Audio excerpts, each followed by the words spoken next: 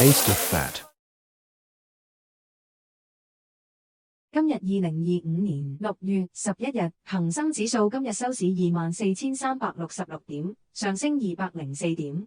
恒指維持日升日跌已經第4日，恒指輕微高開28點，喺24,191點開市，收市24,366點，上升204點，高低波幅有260點。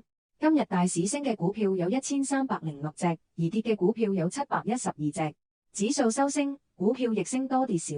頭十大成交股票依次序係2828恒生中國企業、2800盈富基金、1810小米集團、700騰訊控股、1211比亞迪股份、3033南方恒生科技、3690美團、9988阿里巴巴、9992普普馬特、2318中國平安。今日大市成交2351億，比上一個交易日減少6.1%。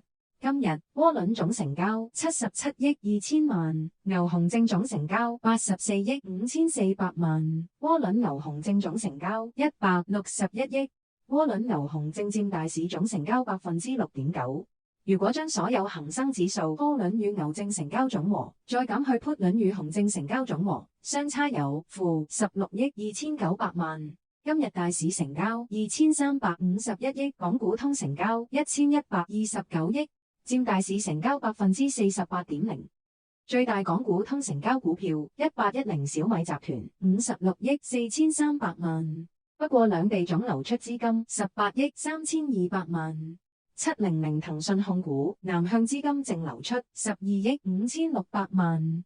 今日港股通淨流入13億7600萬。連續11日南向資金淨流入，上次超過10日連續資金淨流入係喺2025年4月9日，總共連續流入13日。今日即使跌穿保力加通道頂部，但最後可以企喺頂部收。恒指連續7日喺保力加通道中軸以上。14日 RSI 上升至66.1， 14日 RSI 維持喺50之上已經29日。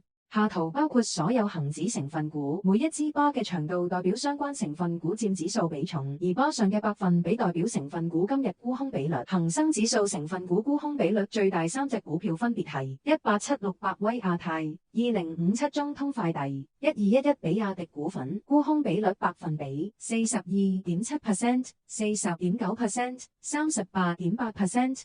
新一幅圖每一支巴上嘅百分比代表成分股今日嘅沽空比率和5日沽空比率平均值嘅比較，藍色代表今日沽空比率比5日平均值減少，而紅色代表比5日平均值增加。沽空比率升幅最大係288萬洲國際、762中國聯通、1211比亞迪股份，分別增加 71.5%、63.4%、56.7%。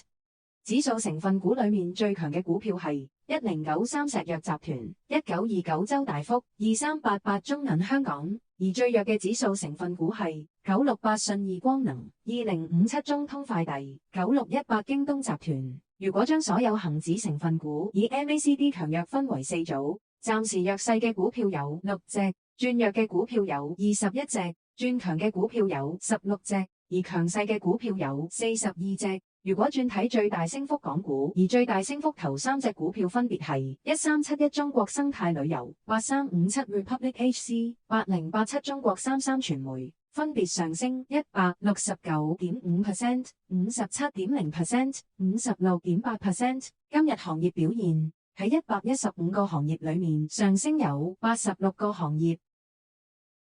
如果刪去平均成交相對少嘅行業，上升有25個行業。Taste of Fat 第一部分大市簡報已經完結，第二部分為今日行業板塊表現。喺14個大板塊116個行業裏面，以平均收市價總結出表現最好嘅行業。如果有興趣，歡迎繼續收看。Taste of Fat。